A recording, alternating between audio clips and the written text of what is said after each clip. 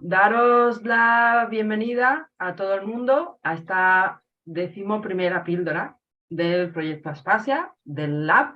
Ya sabéis que el proyecto Aspasia lo impulsa el Laboratorio Aragón Gobierno Abierto en coordinación con el Instituto Aragonés de la Mujer y con fondos del Pacto de Estado contra la Violencia de Género, y que lo que busca es promover la participación ciudadana con perspectiva de género y fomentar y visibilizar la participación de las mujeres y los aportes de las mujeres en la vida y asuntos públicos. Esto lo sabéis, me sale así el chorro del tirón.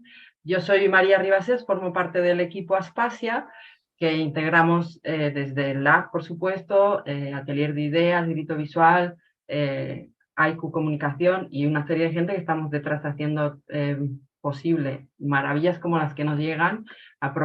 Esta píldora fue a propuesta de las compañeras de la Plataforma de Mujeres en el Arte Contemporáneo, que conocían a Marisa. Entonces, a través de ahí hicieron este enlace y esta comunicación para que pudiéramos hacerla posible. Y bueno, Marisa, que se ha prestado a esto. Marisa, que es quien nos va a estar hablando, es Marisa Maliaño Toca, es médica, le ha tocado estar haciendo mucho camino y mucha medicina rural y no tan rural en Cantabria, y también nos contaba historias impresionantes de ser la primera delegada estudiantil de su carrera en tiempos en los que ser delegada estudiantil te podía costar la vida. Vale, sí, vale. Ahí voy a silenciar un momento. Lo que queríamos también contaros de Marisa es que estuvo muchos años, digamos, vinculada al sindicalismo con comisiones obreras y promoviendo la creación de Forem y la creación de pues, todas estas propuestas de formación y empleo, pero que en los últimos 22 años de su vida laboral, porque activa, sigue muy activa, de su vida laboral ha sido profesora titular de microbiología en la Tecnicatura Superior de Análisis Clínicos en Santander, que es de donde nos está hablando. Y lo que os queríamos contar es que empezó también en esta aventura de la divulgación porque se metió en 2012 en el Skeptic Camp de Madrid. Y a partir de esa charla y de compañeras que le han ido empujando a contar todo lo que sabe de la vida mínima en la cual late la naturaleza, es que hemos llegado a esta píldora. La píldora anterior, por haceros así un poco de historia rápida, si os acordáis, fue en junio del 2022, los dieron las compañeras del proyecto Tejiendo Sororidad de Monegros y hablaban de cómo recuperarse y salir de la violencia de género. Y eso también tiene que ver con las bacterias de alguna manera y con la vida en los microorganismos.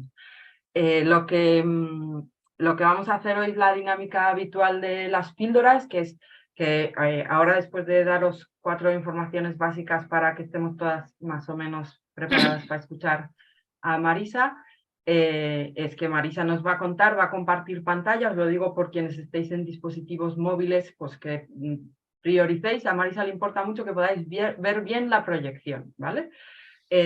A ella la vais a escuchar bien porque se ha puesto ahí todo el escenario favorable. Y básicamente eso, vamos a escuchar a Marisa. Si alguien, por lo que sea, ven que en el momento que Marisa está hablando, si no pregunta una duda que tiene, no sigue la charla, abrir el micrófono y preguntar. Si no, la dinámica que hacemos habitualmente es bien, la podéis escribir por el chat, que es por aquí, que os estará apareciendo ahora en las pantallas, y entonces yo la guardo y después la volvemos al debate. Y si no, después de que Marisa acabe de contarnos todo lo que nos quiera contar sobre bacterias, microorganismos, feminismo y vida colaborativa, pues abrimos después el debate para que todo el mundo pueda participar, ¿vale? Sí que os voy a pedir en estas cuestiones técnicas, antes de darle paso a Marisa, que os renombréis con el nombre que queráis que os nombremos en caso de que toque, que tengáis ahí todos los medios para estar cómodas y a gusto, el sillón, el agua o el cafecito o lo que sea. Marisa va con champán, ya os lo digo, que aquí hay niveles, siempre lo he sabido. Entonces, pues eso, que nos pongamos ahí a tono de Marisa por lo menos. Y que sacaré alguna captura de pantalla y esas cosas, que pueda aparecer ahí en las redes y darle envidia a la gente de que estamos escuchando a Marisa. y poco más. Quienes necesitéis un certificado, si nos lo hacéis saber por el chat o luego al correo, sin ningún problema os hacemos el certificado de asistencia. Y si no hay más dudas, comentarios, pediros que os silenciéis los micros hasta que las dudas os asalten y darle paso a Marisa Maliaño con un agradecimiento inmenso por ofrecerse a estar aquí. Ahora sí, todas tuyas, Marisa. Te cierro, ¿verdad? Si cualquiera se cae del enlace o lo que sea, Marisa le ha tocado dar clases online, pero no le ha tocado dar la charla online. Entonces, también que aprovechemos así este entorno de cuidados para que si no se le ve, no se le oye, se falla la presentación o cualquier cosa, nos avisamos entre todas y nos ayudamos entre todas. Vale, ya no te veo, así que digo yo que está la pantalla a la vista, ¿sí? Sí, no, estás tú a la vista, pero no tu pantalla. Pues entonces no sé cómo... Tienes que compartirnos pantalla al botón verde. Pues... Ay, no os he contado, no he dado crédito mientras Marisa busca el botón verde, que tiene una asistencia técnica in situ, que es Flor Volado, que está ahí por cualquier imprevisto que pueda surgir, aparece. A ver si ahora... Aquí, ahora sí, y ahora tienes que poner a vista completa, digamos. Ok, disculpar.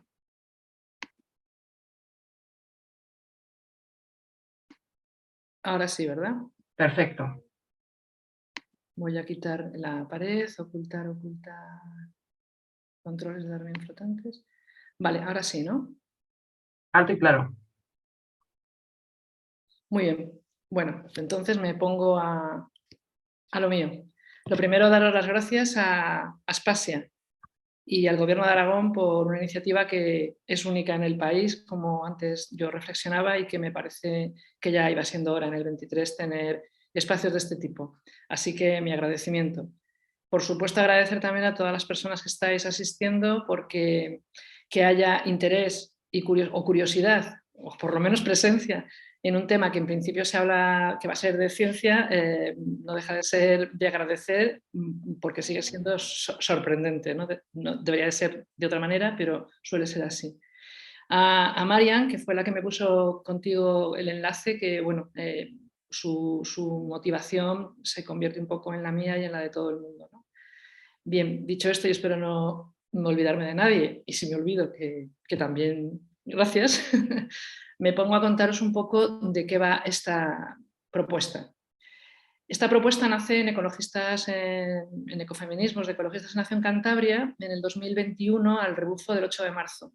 Un grupo que se intenta formar en Cantabria, en Santander, dentro de esa asociación, cada vez más convencidas de que efectivamente las mujeres tenemos que tener un espacio propio desde el que estar y reivindicar, ¿no? Nuestro papel, posición, etc. Una de las chicas jóvenes, para el 8 de marzo del 21, me preguntó, ¿no? Bueno, tú que todo el día estás con las bacterias para arriba y para abajo, la ciencia no dice nada del machismo.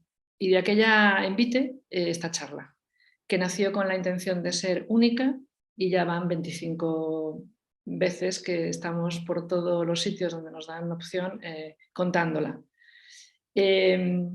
Y la respuesta que tuvo María, la muchacha que lo preguntó del grupo, espero que luego cuando tengamos el coloquio la podamos reconsiderar, ¿no? O sea, si es que las bacterias tienen o no tienen algo que ver con el patriarcado y el machismo, ¿de acuerdo? Entonces, lo primero que me gustaría reflexionar con vosotras es lo siguiente. Vivimos dentro de una cultura y el prejuicio de lo que creemos saber a veces nos dificulta el acceso a aquello que deberíamos de conocer. Esto sería un poco la propuesta de motor de arranque, ¿vale? ¿Qué sabemos? ¿Qué tienen que ver las bacterias con el machismo? ¿Qué tiene que ver las bacterias con el feminismo? Bueno, voy a invitaros a darle 2 vueltas a esta loca propuesta, y os pido un poquito de paciencia al principio y espero que al final podamos debatir si sí, si no o si qué. Por eso el título que os propongo ahora mismo, ¿no? ¿Son las bacterias ecofeministas? ¿Somos bacterias? Vamos allá. Partimos o yo parto de una propuesta de la cultura en la que tenemos, ¿no? Ya hemos dicho que en esa cultura tenemos un prejuicio de lo que queremos saber, que es el mundo que llamamos occidental, ¿sí? Ese mundo occidental considera al hombre varón. Cuando digo hombre, cuando digo mujer, y si me refiero a todo el mundo, las personas, entonces diré nosotras, ¿vale? Pero vamos, de momento al hombre, como un ser superior respecto a la mujer y a toda la naturaleza. Algo así, ¿vale? Perdón, algo así. En nuestra cultura o en nuestro entorno, el hombre, por nacer, adjudicársele ese rol en función de su sexualidad, se le atribuye un género, es decir, unos condicionantes sociales que le colocan en una posición con respecto a la mujer que se entiende que es de superioridad, puesto que para él están reservados pues, cuestiones que todos conocemos, ¿no? Desde el trabajo, la prioridad en las cuestiones de representación, etcétera, etcétera. Mientras que a la mujer, por nacer con sexo femenino, se le reservan otro tipo de posiciones dentro de nuestra sociedad, sobre todo los cuidados. Cuidados en la crianza, cuidados en general, aquello que también nos vienen diciendo, ¿no? Que son las necesidades fisiológicas de los hombres, que como son necesidades hay que satisfacerlas. ¿Lo sabemos o lo creemos saber? También estamos sometidos en esa cultura a aquello de siempre fue así, las cosas para qué van a cambiar, la fuerza es importante y los hombres la tienen, el libre albedrío de que cada uno es más importante quizá incluso que la colectividad, la independencia es fundamental. Todo esto que está en nuestra cultura, donde además de la mujer, el hombre utiliza la naturaleza también según su opinión y decisión, puesto que tiene ese poder, tiene ese encargo. Pero para plantearnos si esto es natural y por lo tanto no deberíamos de cambiarlo, nos tomamos unos vinos y nos vamos, o es una cuestión cultural y por lo tanto a lo mejor tenemos que plantearnos qué hacer para que no siga así, ¿desde qué momento de la cultura nos ponemos a analizarlo? Dado además que es el hombre varón, el que ha escrito la historia que conocemos como tal desde hace por lo menos 2000 años. ¿Cómo resolver este dilema? Pues entonces a nosotras se nos ocurrió resolver el dilema haciendo un viaje cultural mucho más atrás que la cultura incluso que nos precede de como son los romanos o los griegos. Yo os invito a hacer un viaje de unos solo 5.400 millones de años, ¿vale? De los aproximadamente 14.000 millones de años que tiene el planeta Tierra. Si veis en el lienzo que aparece en la pantalla, se pretende hacer una representación de la Tierra, y os pido paciencia y un poquito de confianza de que esto tiene algún sentido. Sería, fijaros, os propongo dos tiempos. Este de aquí arriba, que sería el tiempo geológico y climatológico, y este de aquí abajo, que sería el tiempo biológico. Nosotros estaríamos aquí arriba. Esto no es arriba, sería una línea recta, ¿eh? Es que si no, no cabía en la pantalla. ¿Cuál es la propuesta? La propuesta es vamos a empezar a ver de qué va la vida y luego podemos analizar qué tiene que ver la vida con nosotros y nosotros con ella, ¿vale? Así pues, la propuesta es empezar por aquí, en esta parte de la historia del planeta Tierra. Digo, unos 5.400 millones de años, nos tomamos la cifra como grosso modo, ¿vale? En esta época los volcanes estaban muy activos. Si recordáis el Cumbre Vieja, que hace un año, cuando salían las fotos se veía como lanzaban hacia afuera cantidad de materia orgánica, química, pero también entre esa materia había energía, se veían rayos con el choque de esa materia orgánica, ¿vale? Por lo tanto, es un momento en el que hay mucha actividad de química, entre ellas se mezcla la física, la energía, y además estamos en un planeta en el que no existe todavía, los rayos del sol caen a chorro porque no existe todavía una capa de ozono, ni hay todavía océanos. Entonces, bueno, la situación es un planeta muy caliente en el que están estas circunstancias geológicas y climatológicas. Algo parecido a esto, ¿vale? Para que nos hagamos una idea de cómo estaba el planeta en aquel momento. Fijaros que la Luna, que es lo que se ve ahí, está muy cerca de la Tierra. No sé si sabéis, yo cuando me he enterado me he quedado un poco muerta, de que la Luna chocó, un meteorito choca con la Tierra primigenia, de ese choque la Luna sale hacia afuera, sale hacia afuera, sale hacia afuera y se sigue alejando a una velocidad de unos 38 centímetros por año, que puede parecernos una tontería, pero a mí, por lo menos, descubrir que la Luna está alejándose, Bueno, en aquella época estaba muy cerca y esto va a tener una trascendencia de cara a las mareas, por ejemplo, ¿vale? Bueno, en ese momento en el que estábamos recreando esta Tierra, con este clima, no existe todavía, o creemos que no existe todavía lo que entendemos que es la vida. Sin embargo, se dan unas circunstancias que hacen que esta orgánica y esta energía coincidan con unas condiciones tales que se empieza a producir eso que llamamos LUCA. LUCA sería el primer ancestro único y universal de todo lo vivo que tiene el planeta Tierra. LUCA sigue aquí, no sigue aquí, es unisex, tiene pareja. Bueno, LUCA era unisex porque son células que se reproducen desdoblándose, por lo tanto no tienen que invitar a un café a nadie, ni ir a bailar, etc. Y a partir del inicio de esta vida empieza la línea de vida biológica.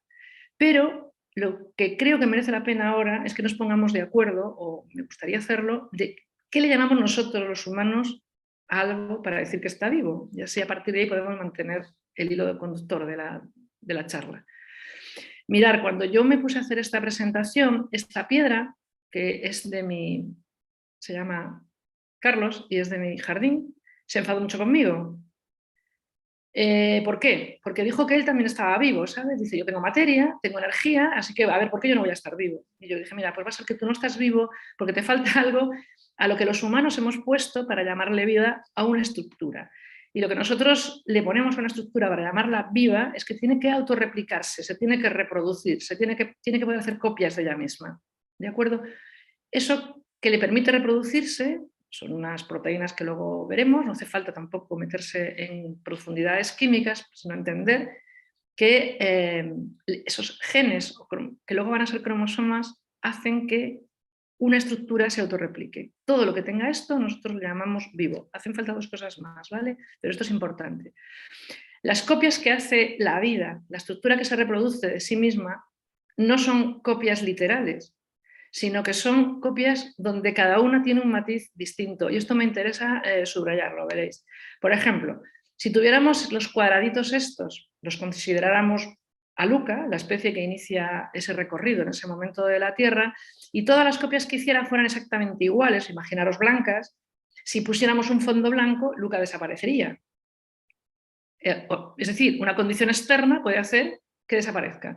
Pero si LUCA tiene matices cada copia que hace con un tono diferente, en caso de que ocurriera esto, de que hubiera un fondo blanco, desaparecerían las blancas, pero sin embargo se permanecerían vivas el resto de las demás. ¿Sí? Las oscuras, las claritas, etc. Cada matiz de cada individuo, que es igual que todos los demás, solo cambia una pequeña parte para poderse adaptar a cambios que puedan sobrevenir, nosotros lo llamamos mutaciones. Había una discusión en que las mutaciones eran espontáneas, aleatorias, ya veremos luego de qué, pero parece que las mutaciones ni son tan espontáneas ni tan aleatorias, sino que suelen ser importantes, que ocurran en función de cómo se relacionan con el entorno, ¿vale? Por lo tanto, lo que pretendemos con esto de autorreplicarse y esas peculiaridades de cada individuo es permanecer. La palabra evolución la conocemos todo el mundo, pero ¿evolucionamos hacia dónde? La evolución parece que sigue un camino hacia un objetivo. No parece que esto sea así, parece que en realidad la vida lo que pretende no es llegar a ningún lado, sino mantenerse viva, ¿vale? Y además desde el primer momento vemos que se requiere variabilidad dentro de cada especie, no homogeneidad. Luego si queréis tocamos más el tema, ¿vale? Si esto ha quedado claro, dos cositas más, no os asustéis. ¿Qué es lo que hace que se autorreplique una estructura, cualquier célula? Bueno, el RNA o el DNA. No os puedo preguntar, pero si os preguntara el DNA o el RNA, estoy casi segura, luego si queréis en el coloquio lo matizamos, de que la mayoría diríamos el DNA, porque además el DNA ha conseguido ser muy famoso, todo el mundo le conoce y del RNA casi no se habla. Bueno, pues en esta cultura primigenia, lo cierto es que parece que no, que lo que había en primera instancia era una hebra sencilla con instrucciones para construir lo que entonces era una célula sencilla. Mirad, esto sería equivalente a una receta, mientras que esto sería equivalente a un libro. Cuando yo tengo pocas recetas, pues tengo recetas. Pero cuando tengo muchas recetas, me las meto en un libro, ¿vale? Esto parece fácil de entender y además es que es así. Y luego el tema de la variabilidad también os la cuento. Bueno, yo soy de Cantabria, espero que todo el mundo conozca lo que es un sobao pasiego. No sé qué postre tenéis vosotros allí que pudiera ser igual, pero en cualquier caso estoy segura es un bizcocho, o sea que bueno, en todas partes los tenemos. Os voy a explicar. Mi abuela, por ejemplo, tenía una receta para hacer los sobaos, en la que había que poner unos huevos, 6 huevos, una taza de azúcar, una taza de nata cogida de las vacas de su casa porque vivía en el campo, etcétera, etcétera. Luego iba al horno y salía el sobao. Y tenía la receta donde la apuntaba, y esa receta la heredó mi madre, claro. Pero mi madre ya no vivía en el pueblo, no tenía vacas, entonces no podía seguir la receta de la abuela porque le faltaban las natas. ¿Qué hizo? Cambiar las natas por yogur y harina. Salía un sobao estupendo. Y lo apuntó en la receta, no borró lo de mi abuela, lo apuntó en la receta. La receta de mi abuela y de mi madre me llega a mí. Yo puedo elegir hacer el sobao con la receta de mi abuela o elegirlo con la receta de mi madre. Bueno, como no vivo en el campo, utilizo la de mi madre, pero me mandan de médica a la zona pasiega, donde es el origen de los sobos. Tuve esa suerte. Yo tuve mucha suerte con eso, aunque en principio me fui llorando y luego volví llorando más todavía, porque me daba mucha pena perderme la experiencia que tuve. Las pasiegas, en un momento de, porque, oye, para los suyos son suyas, conseguí que una me diera un matiz para la receta. Me dijo, mira, unas copitas de coñac, unas gotitas de coñac y un poquito de limón, cortecita, le ponen al sobao súper guay. Y yo lo apunté en la receta. Por lo tanto, mi hija hereda la receta de mi abuela, la de mi madre y la mía. Es decir, el producto final, que es el sobao o la proteína que corresponda, no cambia, pero tenemos a lo largo de las herencias capacidad para ir acumulando mejoras a la hora, sobre todo, de adaptarnos a los problemas que pueda darnos el medio ambiente. Y de eso se trata todo lo que se llaman por ahí las mutaciones, ¿vale? En ese tipo de cosas. Bueno, con los genes. Otra cosa que tiene que tener un ser para ser considerado vivo, una estructura, es un horno. Es decir, tiene que metabolizar todo aquello que le entra, igual que para hacer el sobao, y tener un lugar donde pueda hacer reacciones para desmontar las piezas de una materia y volverlas a montar en lo que a mí me interesa. Si tengo tierra, tengo la arcilla, monto ladrillos y con los ladrillos me monto mi casa. Necesito un horno, ¿vale? Por lo tanto, una estructura viva tiene que poderse autorreplicar, como ya hemos dicho, con todo lo demás, y tener un metabolismo, ¿sí? Poder cocinarse sus cosas. Y por último, para llamar una estructura viva, tenemos que tener un compartimento, una membrana, dentro de la cual podamos hacer todo lo que se necesita para estar vivo. Bueno, nosotros vivimos en casas, cocinamos dentro de casa, podríamos hacerlo en la calle, pero ¿por qué nos metemos en casas? Pues porque necesitamos una estructura que nos proteja. Esa estructura tiene que ser semipermeable, tiene que tener ventanas y puertas, porque si fuera impermeable, pues nos moriríamos dentro y no nos enteraríamos de nada de lo que pasa afuera. Por lo tanto, al ser semipermeable, lo que sí podemos hacer es relacionarnos con el entorno y sacar fuera lo que no nos interesa y meter dentro aquello que necesitamos para construirnos, ¿ok? Bueno, pues dicho esto y explicado, o tratado, espero que sí, a qué le llamamos nosotros vida, volvemos a la tierra primigenia. Bueno, primigenia, los años en que habíamos dicho que nos colocábamos. Entonces, estábamos en este tipo de ambiente en la Tierra, que era una tierra muy caliente, donde había metano, había amoníaco, había una gran actividad volcánica, no había agua en el sentido que lo entendemos ahora, había una especie de pozas, como barro, ¿eh? Es decir, había química, había física y había moléculas hidrofóbicas. Este tipo de ambiente lo reprodujo Stanley Miller en el 53 en un experimento, ¿verdad? Que fue más o menos como este. Bueno, más o menos no, fue como este, en el que puso en unos matraces la atmósfera que se ha constatado que había, en otra esa agua caliente y se puso a ver qué pasaba. Y para su sorpresa, porque la verdad es que no se lo esperaba, lo que ocurrió es que a la semana, más o menos la semana, 5 días, bueno, tomaros siempre las cifras como aproximadas, en este matraz empezaron a aparecer 13 de los 22 aminoácidos esenciales. Bueno, los aminoácidos son proteínas que son los ladrillos con los que se construye la vida, ¿vale? Algo parecido a esto. No sé cómo le llamáis en Zaragoza o en vuestra tierra a los cerdos. Cerdos, el animal. En mi tierra se llaman chones y en Asturias también. Entonces, a mí me contaron que descendíamos del mono. Y creo que mucha gente todavía está en esta historia. No, no descendemos del mono, descendemos del chon. Fijaros, carbono, hidrógeno, oxígeno y nitrógeno. Esta unión lo del CHON es una broma, hace, pero si hay alguien que tenga que examinarse de selectividad, se lo va a apuntar, que se configuren los aminoácidos que hemos dicho, 13 aminoácidos esenciales de esta manera. Y esto es muy interesante porque no hay una inteligencia superior que lo forme o conforme o cree. Sorpresa, pero es que tampoco va a ocurrir de forma casual, sino que está ocurriendo de forma causal. Por lo tanto, o sorpresa también, admirémonos, allá donde se den estas circunstancias, sabemos que se van a formar las proteínas que son los ladrillos de la vida. Vale, que luego no es tan fácil y se complica un poco más, pero ya es un dato muy interesante a tener en cuenta porque en el universo, probablemente, aquello de si estamos solos o acompañados, no sabemos de qué tipo de vida, pero estructuras vivas, tal y como hemos definido, tiene que haber por matemática probabilística elemental, si se dan las circunstancias. ¿Ok?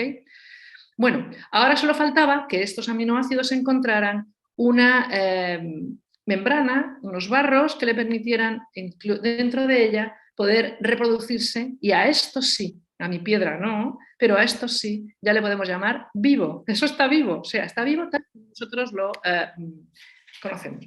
Un poco sería esto. LUCA sería estructuras unicelulares que tienen dentro de RNA, que se pueden reproducir y que son capaces de tomar del exterior lo que necesitan y echar fuera de ellos aquello que les sobra de su metabolismo, ¿vale? En una tierra que era termófila, mucho calor, que tenía mucho azufre, mucho hierro y que además había mucho metano, ¿vale? Pero consiguió mantenerse vivo. Esta forma de vida, esta energía sería la fermentación y sería la primera batería de la vida que se genera, que se produce, ¿ok? Volvemos al lienzo.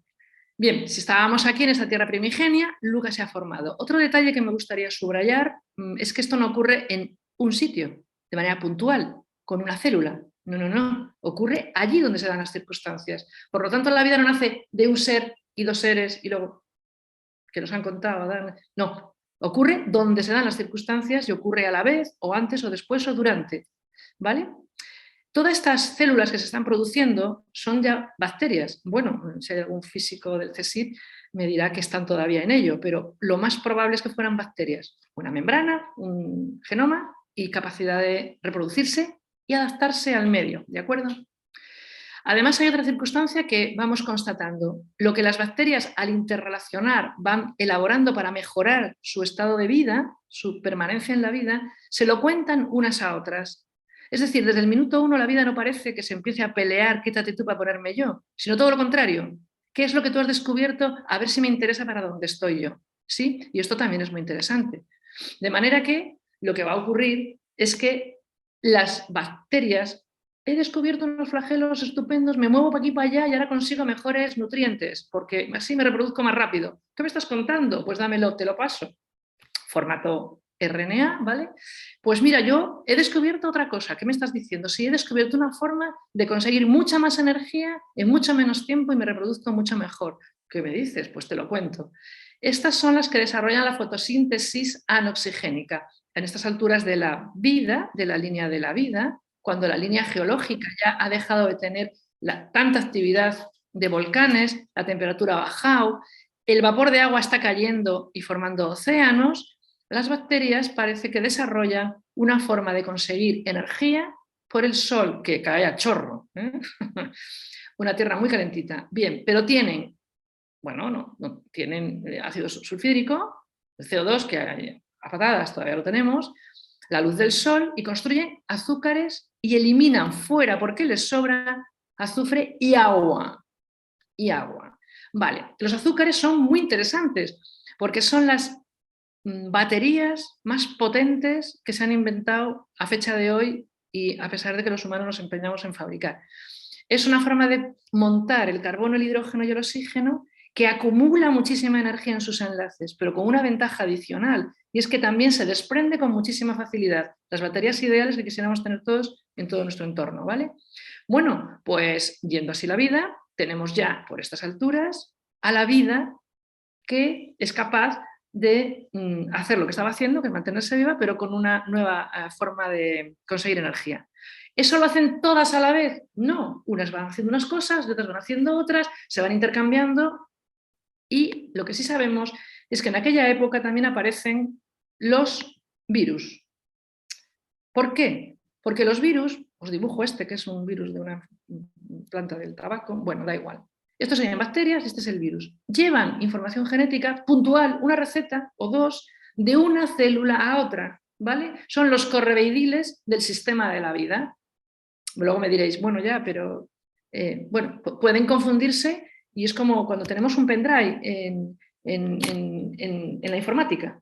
Yo tengo un pendrive y en ese pendrive tengo una parte de un programa, que si lo meto en un ordenador, mientras te lo tengo en la mano es inactivo, igual que los virus. Pero cuando lo tengo en un ordenador es capaz de mejorarme un programa, de ponerme un programa super chuli o de destrozarme el ordenador. Pero no son más que correveidiles del sistema. El ordenador sería una célula y el virus sería el equivalente al pendrive, para que lo podamos entender, ¿vale? Bueno, y así la vida va avanzando en el tiempo. Ya la temperatura ha bajado, la luna sigue muy cerca, aunque se está alejando, y ya hay agua, las mareas son muy potentes, kilométricas, y eso, si os ponéis en ello, la vida que está en ese agua primigenia, al haber unas mareas superpotentes, es decir, de kilómetros, tienen mucho tiempo para estar muy cerca de tierra y con poca cantidad de agua. De manera que les da tiempo en millones de años a adaptarse a un cambio entre el agua y la tierra, ¿vale? Además, la presencia de ese nuevo elemento que es el agua va a hacer que ocurran nuevas adaptaciones. Aparece un elemento nuevo, la vida se adapta. La vida genera un elemento nuevo, el planeta lo asume. Vamos a ver qué pasó. Hay mucha agua, por lo tanto, las bacterias utilizan ese agua para mejorar sus baterías de vida. ¿Cómo?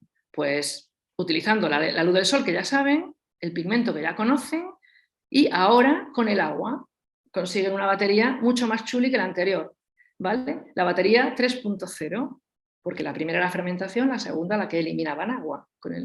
Se siguen produciendo los carbohidratos que acumulan esa energía para ponerla a disposición para lo que yo quiera, solo que ahora en esta reacción va a ocurrir una cosa, y es que el oxígeno les sobra de la reacción y lo echan fuera, ¿vale? Bueno, tenemos agua y tenemos el oxígeno que van eliminando al exterior. Estas bacterias que empiezan a hacer esto son las cianobacterias. Si yo os pregunto ahora, en nuestro planeta, a día de hoy, cuáles son los que conforman con más, son los responsables de la presencia del oxígeno en nuestro entorno, bueno, no os puedo oír, pero estoy segura de que la mayoría de nosotros diríamos que son las plantas, los árboles, ¿no? Lo verde, y es verdad. Bueno, pues más del 50%, un poco más del 50% del oxígeno que hoy se produce en el planeta Tierra, lo producen estas mismas bacterias que están en los océanos. Recordad que tenemos mucho más océano que tierra, que son las cianobacterias, ¿vale? Bueno, pues desde aquella hasta hoy, ellas, y que inventan este sistema, están produciendo oxígeno. Vale, el oxígeno se empieza a acumular en la atmósfera. Esto nos puede parecer indiferente, pero no lo es. ¿Vale? No lo es. ¿Por qué? Porque el oxígeno es un elemento de la tabla periódica que no deberíamos de llevarnos nadie a casa. Es un metete, es un metomentodo, es una alcahueta que dicen en mi pueblo, porque allí donde el oxígeno está se enlaza con todos los elementos que haya y se cambia las moléculas al meterse, es decir, lo oxida todo. Esto, desde el punto de vista de otras estructuras, que oxide el metano, que oxide... pues parece intrascendente, pero ya había muchas estructuras de vida en el planeta que la presencia del oxígeno las estaba matando, porque se mete en su sistema de reacción y las lesiona. Todos hemos oído hablar de lo anaerobio. Lo anaerobio no sobrevive donde hay oxígeno. Y era una vida anaerobia hasta ahora. ¿Ok? Vale. Entonces, ¿qué hace la vida? ¿Pelearse? ¿Darse zancadillas? No. Se ponen a trabajar y desarrollan otra forma de estar vivas, que es la respiración utilizando ese nuevo elemento que aparece, que es el oxígeno. ¿De acuerdo? ¿Cómo lo hacen? Pues voy a tratar de explicaroslo. Bueno, primero, paréntesis, la vida ya tiene muchas recetas, porque como se ha ido perfeccionando y especializando, es como en casa. Tengo una receta y tengo una sola, un iglú, o una tienda de campaña. conté una receta de cómo se monta la tienda de campaña, voy servida. Pero luego la tienda resulta que ya no. Ahora, ¿cómo se hacen los ladrillos para montar las paredes? ¿Cómo se hacen las vigas para montar las vigas? Pero también tengo tejas. Y ahora resulta que pongo paredes y me hago una mesa. Es decir, tengo tantas recetas ya que necesito agruparlas en libros. Y es así como, a medida que evoluciona, que avanza la especialización y la adaptación de la vida, que ahora ya los libros de receta, los genes, se guardan en núcleos. ¿Ok? Y pasamos de la célula sin núcleo, bacterias, a las células con núcleos, mucho más especializadas. No sé si mejores o peores, pero más especializadas, ¿vale? A lo que estábamos. Bueno, ha aparecido el oxígeno y tenemos aquí a las cianobacterias, ¿ok? Que producen energía, pero eliminan oxígeno. Han inventado los cloroplastos y los azúcares que producen. Hay otras bacterias que lo que hacen es lo siguiente. Bueno, que se acumula el oxígeno y que es malo para casi todo, pues yo me voy a encargar ahora de utilizarlo para respirar. ¿Vale? Y se hipertrofian y se especializan en tomar este oxígeno y el azúcar de estas bacterias para conseguir una batería mucho más potente, una batería ya 4.0, la bomba, que consigue un desarrollo energético potentísimo y fuera eliminan, porque les sobra de la reacción, CO2 y agua, que a su vez utilizan estas para su metabolismo. Como veis, están colaborando. Yo produzco cosas que tú utilizas para a su vez producir cosas que me interesan a mí. Esta es una colaboración. Podría haber sido de otra manera, pero ha sido así. Pero es que si no hubieran aparecido estas también hubieran tenido problemas con el oxígeno, porque se hubiera acumulado en el planeta hasta niveles insostenibles con la vida. De tal manera que en realidad estas bacterias lo que hacen es mantener un nivel de oxígeno en el ambiente suficiente como para que estén vivas ambas estirpes, por decirlo así, ambos estilos de vida. ¿Ok? Bueno, pues pasa el tiempo, unos cuantos millones de años, ese oxígeno se acumula también en la atmósfera y entonces los rayos del sol ya no pasan tanto a la Tierra y la vida puede pasar del mar a la Tierra.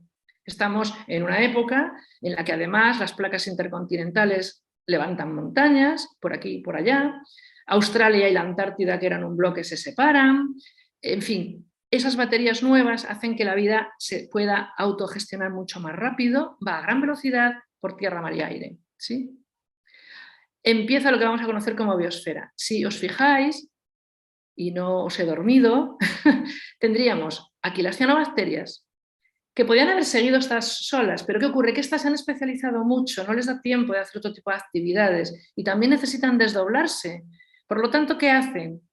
A las arqueas, a las antiguas bacterias que estaban abocadas a ser destruidas por el oxígeno, se unen con ellas. Esto ya no es colaboración, esto ya es simbiogénesis. Es decir, yo me introduzco en esta bacteria, que si te como, que si parásito, llámalo X, y ahora yo te aporto la energía para que tú no tengas que buscarla y tú me proteges y me permites tener el tipo de resto de actividades que necesito para vivir. Y por aquí exactamente igual. Esto ya no es una colaboración, esto ya es una simbiogénesis. ¿Por qué? Porque al unirme genero un elemento nuevo, un tipo nuevo, una vida nueva, una forma nueva de vivir en realidad. Porque lo de vida nueva lo decimos los humanos, lo habría que plantearse si sí o si no. De esta unión van a surgir con el tiempo y la especialización los animales y de esta otra las plantas. Fijaros, estas células que se hipertrofiaron para conseguir las baterías 4.0 las llamamos mitocondrias. Y por cierto las tenemos en nuestras células, pero son bacterias. ¿De acuerdo? Lo mismo que estos otros que tienen las plantas, que también son bacterias y están en sus células. Eso hoy no lo discute nadie. Tienen su propio libro de recetas y las tenemos en nuestro cuerpo para permitirnos sobrevivir. Con el tiempo, esta estirpe va a dar a los animales y esta otra va a dar lugar a las plantas. Dicho así, ¿verdad? La simbiosis, por lo tanto, es colaboración y la simbiogénesis sería ya el nacimiento de un nuevo tipo de vida que nosotros llamamos pluricelulares, donde ya las células no forman colonias desde su individualidad, aunque colaboren, sino que ya están unidas formando registros de participación dentro de lo que podríamos llamar una colonia bueno, un pluricelular, que todos sabemos lo que es, ¿vale? Es el inicio de los prototipos de por tierra, mar y aire, de las especies, y ahora ya la reproducción se encuentra con un problema, una solución. Ya no se pueden dividir y partir en dos como hasta ahora. Entonces, podía haber sido de otra manera, pero lo que la vida desarrolla es la sexualidad, para que estos pluricelulares puedan tener progenie. Y con la sexualidad también se desarrolla algo que a los humanos nos encanta, que es la muerte de los progenitores, ¿de acuerdo? ¿Y por qué la muerte de los progenitores es necesaria? Vamos a intentar, si no comprenderlo, ver el porqué, ¿vale? Por si no nos hemos perdido. Seguro que a mí me lo enseñaron en la escuela y entiendo que teniendo 62 años, a los demás, un hongo y un alga son dos especies que nosotros consideramos diferentes, pero si por las circunstancias ambientales que sean se unen sus capacidades, entonces se desarrolla un líquen. Esto a mí me lo enseñaron en la escuela, esto es una simbiogénesis. La describió un ruso del que luego hablaremos, al que por cierto nadie hizo caso, hasta hace poco, ¿vale? Es decir, las especies no nacen por Verbiligirloque, por mutaciones espontáneas, porque mira qué original me pongo y ahora me voy a desarrollar un cuervo y luego pues un perro. No, las especies proceden del desarrollo de la vida colaborativa, que no en guerra ni en batalla, adaptándose a todos los entornos para entre todos conseguir que esa vida siga, valga la redundancia, viva. Bueno, hemos llegado al momento en el que, ánimo que ya voy terminando, la reproducción aparece en escena, la reproducción sexual, porque la reproducción asexual existe desde el minuto 1. Yo me parto en dos, poca variabilidad genética, tantas copias como sean necesarias, muchas copias para tener muchas posibilidades de adaptarme, pero en la sexual lo que va a ocurrir es que la prioridad es que la descendencia tenga la variabilidad genética, la información de la variabilidad genética ante posibles cambios del medio. ¿Qué desarrolla la vida? Ya digo, podría haber sido de otra manera, pero se desarrolló así. Bueno, pues que la descendencia tenga la mitad de sus libros de construir vida de uno de su especie y la otra mitad de otro. Por lo tanto, si apelamos a una superioridad por ser una parte de la especie que da a la descendencia los libros, me temo que no, porque podía haber sido de otra manera, 60-40, 90-10, 20, no, pero la vida, por lo que fuere, decidió que era 50-50. Por lo tanto, la aportación a la descendencia de la especie es de papá y de mamá al 50%. No hay más importancia en ese sentido, ¿ok? Y la descendencia lo que se prima es que haya esa variabilidad genética. La fecundación también es un tema que se tiene que desarrollar. ¿Por qué? Porque en el agua, mamá óvulo pone pluricelular ya, por lo tanto reproducción sexual, pone sus óvulos en el agua y papá pez pasa por allí y los fecunda. No hace falta ni que se conozcan, no se tienen que invitar al cine, ni, en fin, caerse bien, parecerse ni guapos ni feos. Ponen muchos huevos porque las probabilidades son las que sean y se pretende que haya descendencia. Siempre es más número, más probabilidades, ¿vale? ¿Qué ocurre cuando la vida pasa a tierra? Que es inviable hacer la fecundación externa. Entonces se desarrolla la fecundación interna. Es decir, que tampoco nadie se tire el moco, porque es que lo de el sexo es una solución a la posibilidad de vivir en tierra como vida, ¿vale? Entonces, una parte de la especie mantiene la mitad de sus libros dentro de esa misma especie, dentro de su vientre, y la otra parte acerca su mitad de los libros para que esa fecundación sea posible. Esto ocurre después también de la catástrofe de los dinosaurios, luego le damos un toque.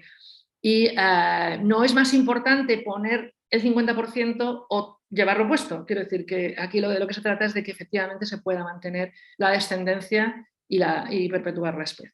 ¿Que la especie por condiciones climáticas o medioambientales desaparece? Pues desaparece, pero la vida sigue.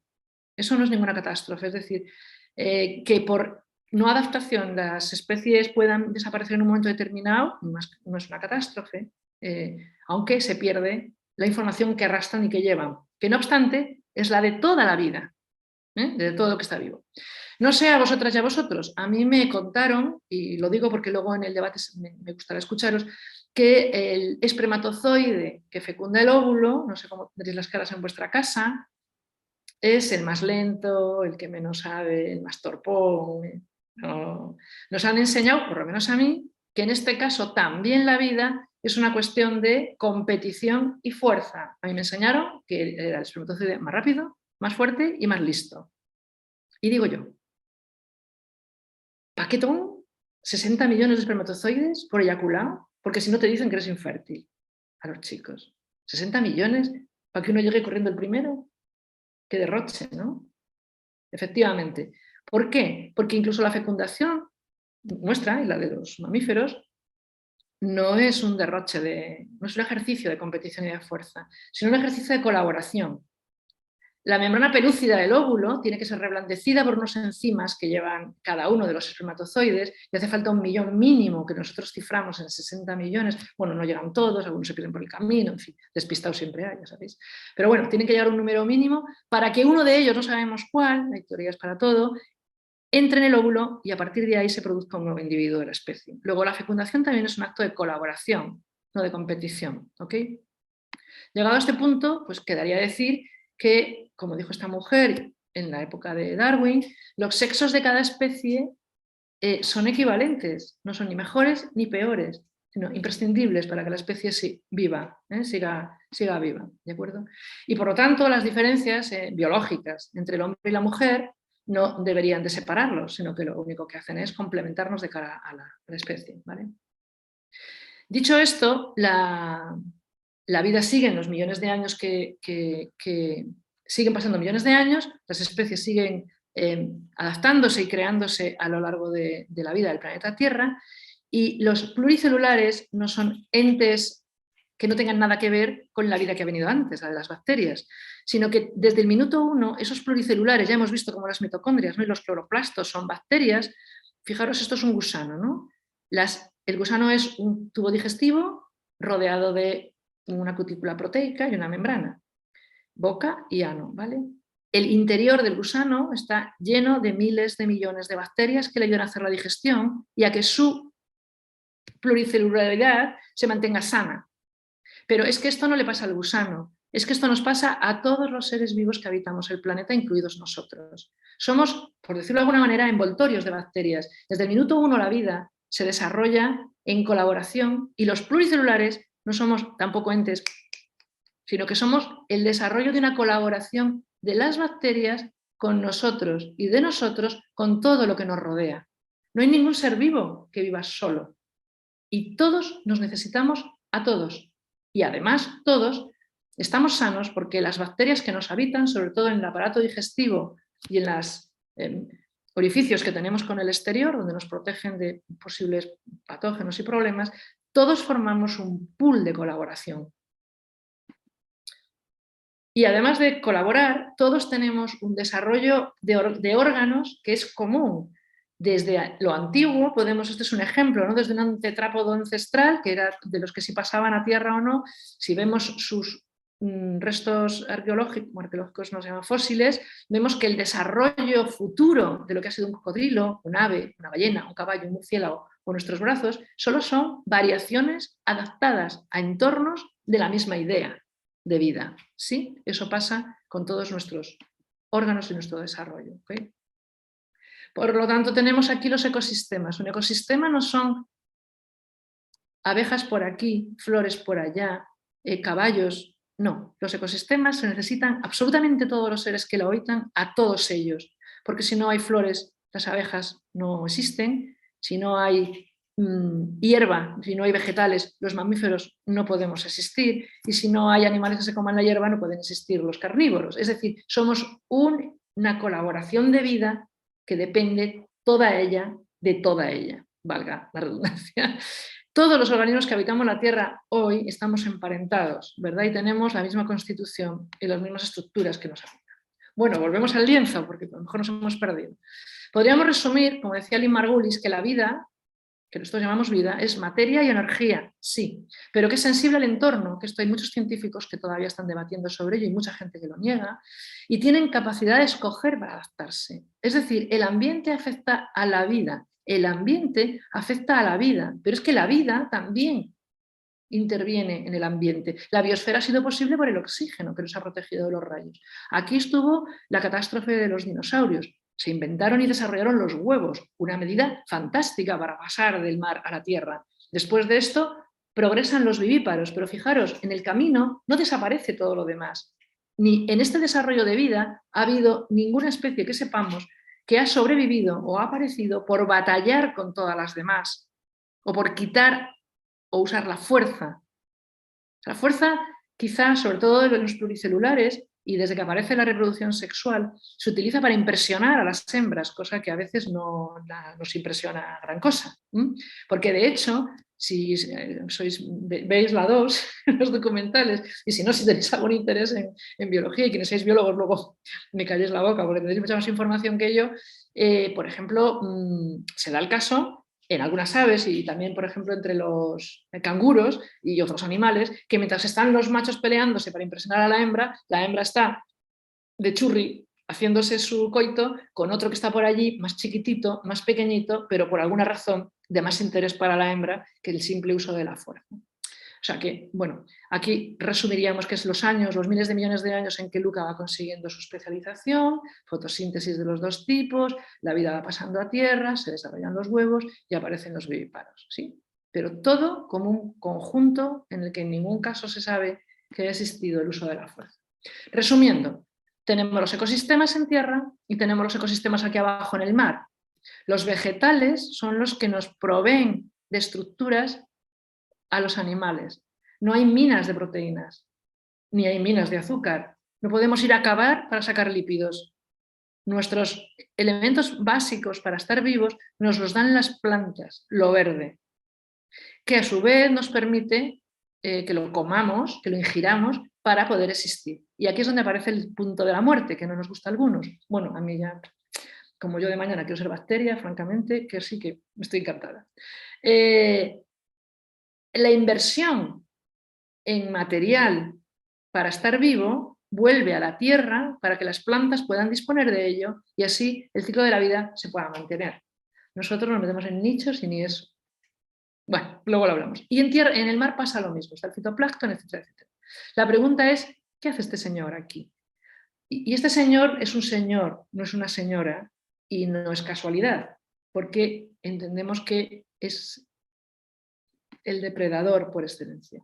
El ser humano no aparece en esta cadena de vida de una manera diferente a como aparece cualquier otro ser vivo que está en ella. Y voy terminando. Si seguimos la evolución, la adaptación, etcétera, etcétera, de los vivíparos, mamíferos, etcétera, vemos que en miles de millones de años estos serían seres vivos que hay ahora que están emparentados con nosotros. Aunque procedamos del chon, tenemos a estos parientes como más cercanos, ¿vale? Y se han ido separando, aquí tenéis la lista de qué cosas han ido apareciendo, en miles de millones de años hubo una separación por aquí, en miles de millones de años hubo otra separación por aquí, otros se especializaron en otra cosa, aquí vemos a unos, aquí llegamos a los chimpancés y a los como homínidos, estamos hablando de la rama de los homínidos, y aquí estaría el homínido sapiens sapiens, dice el homínido. Vamos a echarle un vistazo más de cerca, si os parece, a esa rayita. Esa rayita estaría ahora aquí, ¿vale? Y estas rayas de aquí abajo son millones de años, perdón. No lo veo porque os tengo delante, pero aquí hay un puntito rojo, eso seríamos nosotros ahora. De todos estos ancestros que hemos tenido, solo quedamos nosotros. Los otros dos más cercanos serían Cromañón y Neandertal, que aunque parece que están muy cerca, son miles de años, ¿vale? Todas estas homínidos que nos han precedido, humanos, nos han legado en nuestros libros de recetas, en nuestros genes, su experiencia adaptativa a lo largo del tiempo en el que han estado en el planeta Tierra ocupándola, ¿de acuerdo?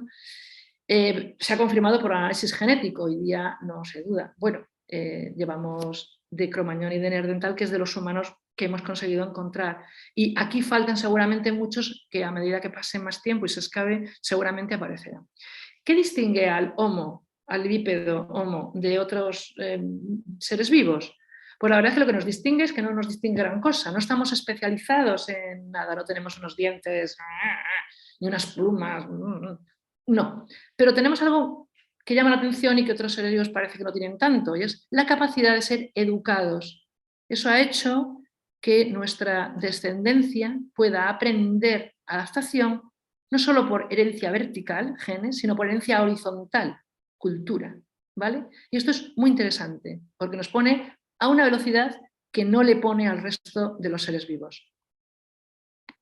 La pregunta es, ¿pero de verdad que evolucionamos? Bueno, llegamos a las sociedades humanas que son cazadoras-recolectoras. La recreación de esta pintura, que a mí me gusta mucho, nos habla, según han dicho algunos expertos, que se han hecho estudios, de que las sociedades cazadoras-recolectoras que nos precedieron no diferenciaban en sus comunidades por sexos las responsabilidades que había dentro de la comunidad, sino por habilidades. Y parece razonable que la niña tiene una habilidad especial por subir al cocotero y tirarlos, pues que suba, que el niño, pues que haga, que aquí de lo que se trata es de la comunidad esté lo mejor y lo más sana posible, ¿de acuerdo? De hecho, Françoise Héritier, una antropóloga que lamentablemente ha muerto hace poco, hizo unos trabajos con las comunidades que todavía quedan, que son cazadoras-recolectoras, hizo unos trabajos muy interesantes sobre este tema. Algo que sí que aparece hace 70.000 años, que se desarrolla, es el lenguaje humano. No estoy diciendo que el ser humano tenga como exclusividad el lenguaje, que fue una pregunta que me hicieron el otro día. No, todos los seres vivos se comunican.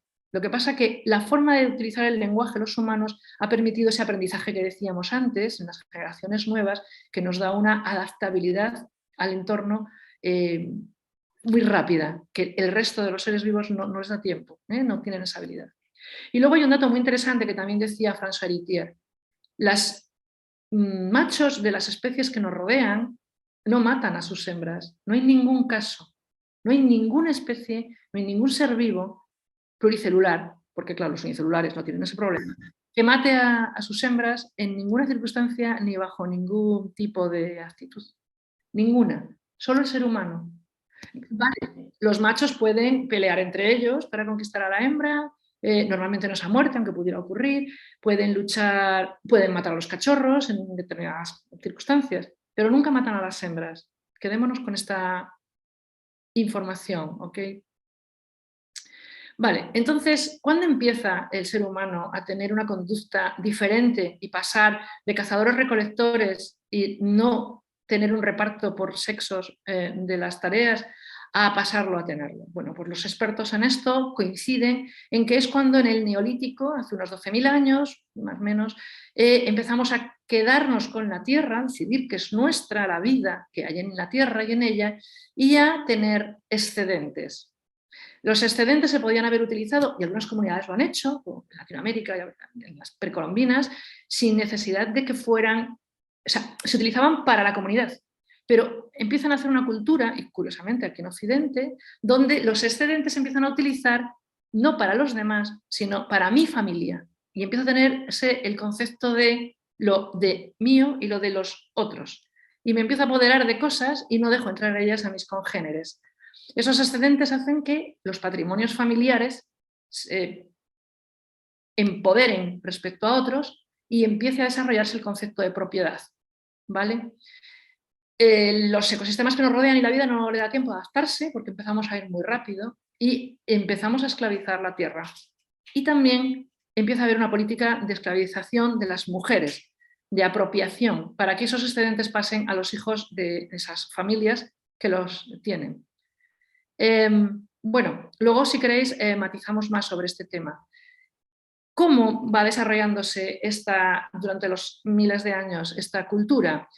Hay dos ideas sobre las que gira esa forma de reconstruirse o de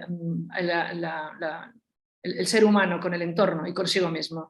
Y es el concepto de nación, lo mío y lo de los otros, y las religiones monoteístas, la judía, la cristiana y la musulmana, que a lo largo del tiempo han instaurado y consolidado el dominio de los hombres varones sobre la tierra y sobre las mujeres, pero además aplaudiendo y fomentando el uso de la fuerza y de la violencia.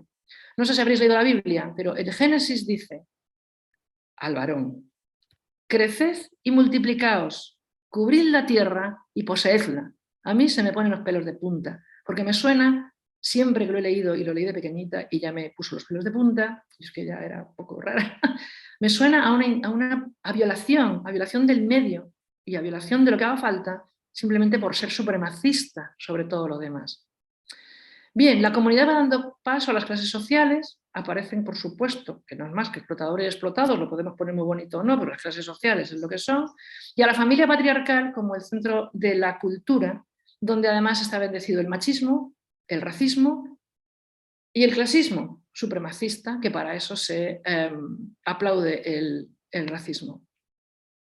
Esto hay quien pretende que sea un orden natural de las cosas, siempre fue así, no, siempre fue así como vemos. No, es así desde que es, pero no desde siempre, ¿vale? Y ni es un orden natural, ni quien lo diga, aunque luego si queréis lo matizamos. ¿Qué ocurre? Que ese mantra de que los hombres son la especie superior, que las religiones apoyan, la cúspide de la evolución, que el planeta nuestro es el centro del universo, nuestro Dios es el único y verdadero, los de los demás son mitos, las especies del planeta solo están ahí para que nos sirvan de comida o abrigo. Ese mantra se repite, se repite, se repite, y como hablaba al principio, ¿qué creemos, qué sabemos, qué creemos saber? Y entonces le vamos conformando como verdades absolutas que transmitimos de generación en generación. Y esta es la ilusión del antropocentrismo. El hombre está en el centro superior a todo lo demás que se ha creado. Esto ha hecho que las sociedades, desde entonces, desde el Neolítico, sobre todo en lo que llamamos Occidente, hayan perdido la oportunidad de desarrollar comunidades cooperativistas menos agresivas, más igualitarias y además perdiéndose la participación del 52% más o menos de la especie, que son las mujeres. Algo que parece que no tiene mucho sentido, ¿verdad? Bien, vamos terminando y nos ponemos en 1859. De eso hace 100 y pico años, una nadería, ¿vale? Pero es un momento muy interesante. ¿Por qué? Porque a mediados del siglo XIX se empieza a desarrollar la revolución industrial en Inglaterra, ¿vale? Y además aparecen unas ideas que van a darle sesgo de ciencia a esta forma de entenderse la cultura y la vida. La pregunta que yo os haría sería, ¿qué científico en aquella época, mediados del siglo XIX, consideraba a los europeos blancos más avanzados que otras razas, y se acuña el término humanas, que con el tiempo, por lo tanto, podrían ser echadas a un lado por las razas civilizadas, es decir, el hombre blanco y sobre todo inglés? Y que además sostuvo que la ley del más fuerte era el motor de la evolución.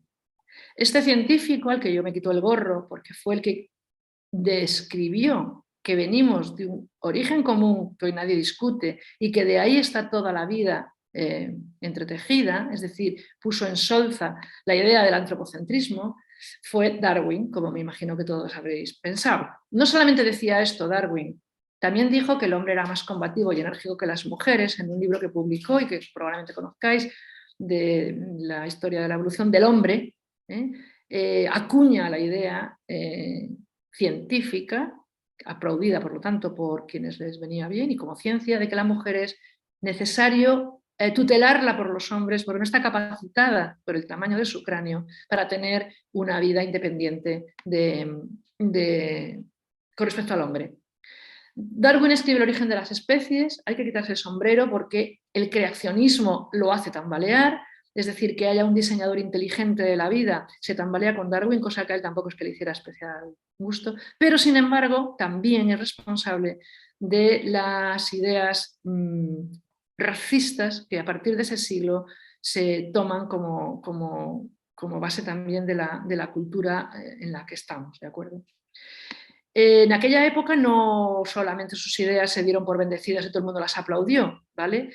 También hubo personas y profesionales, científicos como Konstantin Berezovsky, no lo pronunciaré nunca bien, un botánico ruso, que por cierto fue el que puso encima de la mesa lo del alga, el hongo y el líquen, que sí nos han contado, aunque no nos digan de quién, que fue olvidado por la ciencia, y una mujer que fue, no la quemaron en la hoguera, porque en el siglo XIX no se quemaba en la hoguera a nadie, que criticó desde el feminismo las ideas de la debilidad de la mujer que Darwin puso encima de la mesa y que tampoco nos han contado nada de ella y que, bueno, la tendréis luego si queréis verla, pero a estas personas no se les escucha y lo que sí nos llega a las generaciones futuras son las ideas de la evolución, tal y como Darwin las concibe, hasta los años 60 del siglo XX. 100 añitos. En la mediados del siglo XX, esta mujer, Lynn Margulis, retoma las ideas del ruso, que nadie quiso oír, del Constantin, que hablaba de la simbiogénesis, las convierte de hipótesis a tesis y se afana por que se le acoja la idea en la ciencia, en el mundo de la ciencia, de que la vida no es un desarrollo, sí, desde un origen común, nadie lo discute, por competición del más fuerte, sino por colaboración y por simbiogénesis. A Margulis, que era una mujer, para mi gusto, con un sentido del humor estupendo, una mujer de carácter afable, a la que no le quisieron publicar nada durante casi 15 años, otros una vida, pero que consiguió por fin que le publicaran sus teorías y hoy nadie, sus teorías no, sus tesis. Ella demostró que la mitocondria tiene su propio genoma y que es una bacteria. ¿Cómo íbamos a tener una bacteria dentro de nuestras células? Una bacteria no, tenemos millones de bacterias. Luego lo hablamos en nuestra microbiota, ¿vale? Bueno, sus teorías han sido reconocidas, digo, en los años 70. Sin embargo, mi experiencia desde que estoy dando esta charla hace 2 años y mi experiencia personal como docente es que mi alumnado llegaba a mis clases segundo de una FP superior, lo habían hecho la mayoría de ellos bachillerato y tenían 20 y tantos años, no la conocían, pero a Darwin sí. Y una de las razones por la que esta charla para mí tiene interés es porque debemos de empezar a hablar más de Margulis y menos de Darwin. ¿Casualidad o causalidad? Casualidad que nos enseñen todavía en las escuelas y en los institutos las teorías de la evolución por competición y no las teorías de la evolución por colaboración. Margulis decía, los humanos no somos los vencedores de la cadena evolutiva, somos una parte ínfima de una extraordinaria red de cooperaciones en las que los seres vivos que han colaborado han conseguido que la vida continúe. Esta es nuestra foto del 2023, todavía hoy en Occidente, a pesar de lo contado, donde tenemos una cultura, y digo una cultura como media, ¿no? Ya sé que hay excepciones, en la que los sesgos culturales siguen siendo los del neolítico, es decir, supremacista, machista y beligerante. A principios del siglo XX, el feminismo, es decir, una serie de mujeres empieza a enfrentarse a este tipo de cultura, a enfrentarse a exigir que las mujeres también tenemos derecho, igual que los hombres, a cualquier participación dentro de esa cultura capitalista que se crea a finales del siglo XIX. Es una grieta que se abre en esa forma de entender el mundo y una grieta que desde entonces hasta ahora va cogiendo forma y fuerza. También a mediados de los años 60, al rebufo de las teorías de Margulis, Rachel Carson, que era una mujer también americana, escribió un libro, Primavera Silenciosa, que es el primer alegato de defensa del entorno y de la vida. Digamos que es el primer libro de ecología que se publica. La llamaron comunista, en fin, tampoco lo tuvo fácil. Pero al menos ya en este siglo se empiezan a oír voces, qué casualidad, desde el punto de vista desde el lugar de las mujeres, a favor de que la vida hay que respetarla y las mujeres somos parte de la vida como exactamente cualquiera, ¿sí? Y así estamos. Hoy, más de 135 mujeres son asesinadas por hombres, las cifras, redondearlas, cada día en el mundo, lo dice la ONU, no lo digo yo. El 75% de la superficie terrestre ha sido transformada, violentando los ecosistemas y contaminando el aire de los océanos. Estamos en una situación en la que 150 especies de la Tierra, 150 especies cada día, se extinguen por la acción del ser humano, con todos sus libros de recetas que llevan acumulando saber de adaptación desde el inicio de los tiempos, que tiene fecha, que no es decir, donde no me quiero acordar. El jefe Sittel de la tribu de los... Bueno, ya sabéis la historia esta de la tribu americana, que en 1885 les quisieron comprar sus tierras los americanos. Bueno, luego no se las compraron, creo que se las quitaron a sangre y fuego. Y decía este hombre una pequeña piecita de lo que dicen que dijo, El hombre blanco despoja de la tierra a sus hijos sin que le importe. Olvida la sepultura de su padre y los derechos de sus hijos. Trata a su madre la tierra y a su hermano el cielo como si fuesen cosas que se pueden comprar, saquear o vender.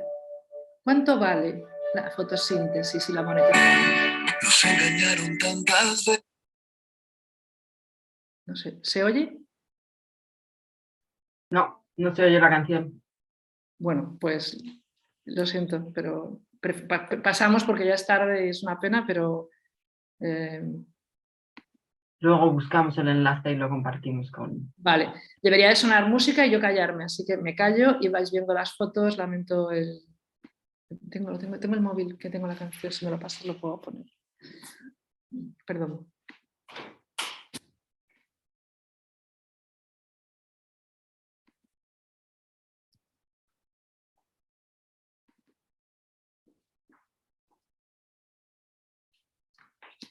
Bueno,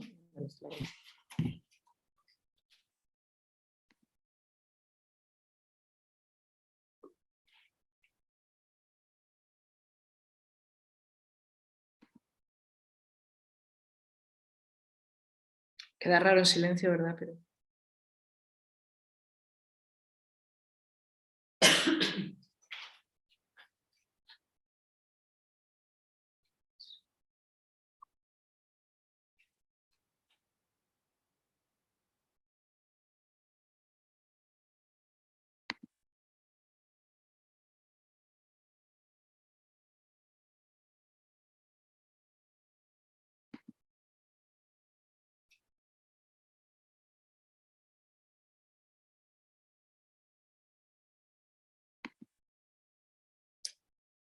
Pues nada, muchas gracias por la atención. Lamento lo de la música porque a mí me gusta que suene, pero bueno, las cosas de la tecnología y del directo.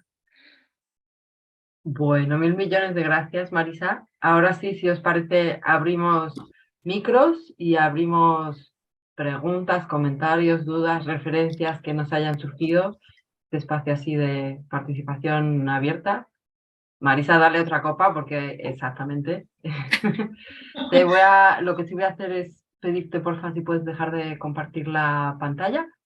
Sí, Y igual las lo único, referencias y demás. dejaros esto por si que alguien quiere Ah, ver. eso os lo pongo ahora mismo por el chat. Vale. Sí, para porque todo el mundo. Las referencias bibliográficas de lo que se ha contado estarían o aquí o que es lo mismo que aquí abajo, pues no funciona el enlace. Y el QR es el del blog, donde también se pueden encontrar las referencias bibliográficas en una de las pestañas. Te quito la pantalla, ¿vale? Ahí va.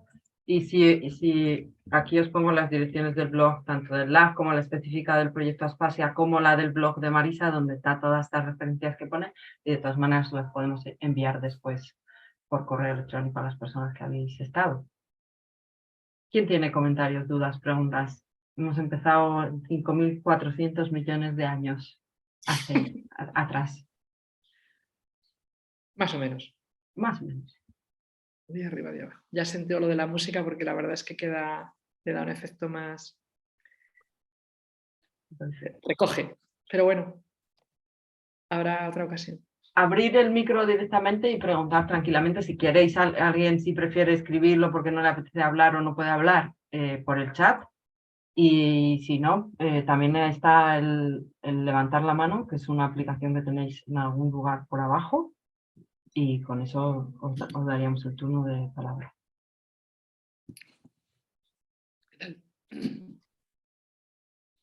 Es que está todo clarísimo. Gracias. Bueno, Te lo tomaré como un piropo. Luego si eso ya vamos a tomar café.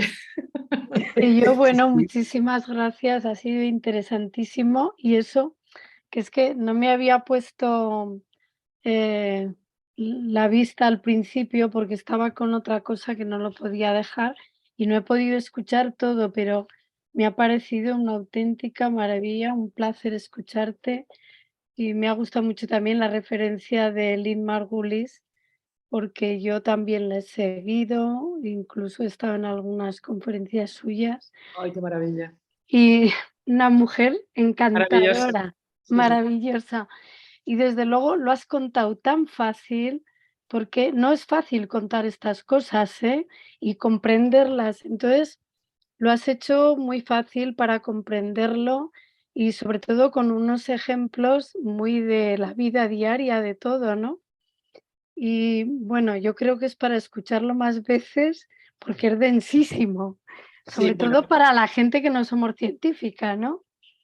Pero vamos, una maravilla. yo, a ver, es el resumen de toda una vida de estudio, sobre todo al enfrentarme a dar la microbiología, que la di no por casualidad, porque nadie la quería.